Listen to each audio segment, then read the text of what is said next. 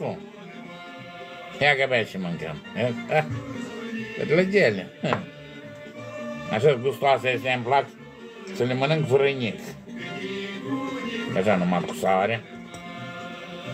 Sare de asta. Noi aveam în casă sare de două feluri. Eu de asta. Dată când la mâncare am zis, dă-mi sarea mea. De asta tare. Da.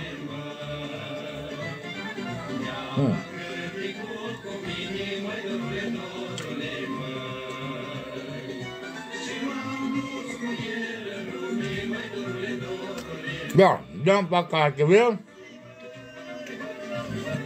Mulțumesc cadou.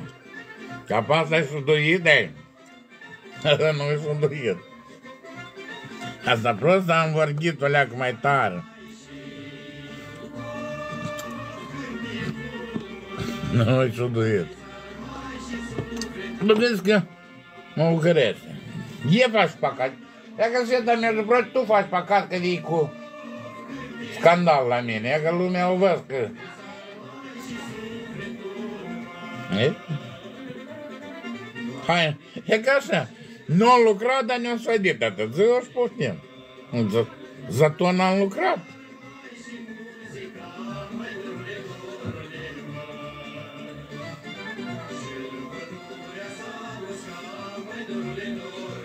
Nu vede. Nu spuneți cadouri. Isacenco, mulțumesc cadouri.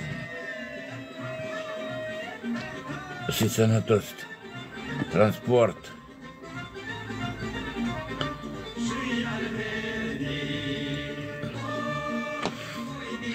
Dacă, de unde să iau de cele fără gherbețări? Carne nu mâncăm, dar la ele cu gherbețări. Am găini, cu coș, fără gherbețări, dar nu se mănâncă asta. Nu se mănânc până la căcat.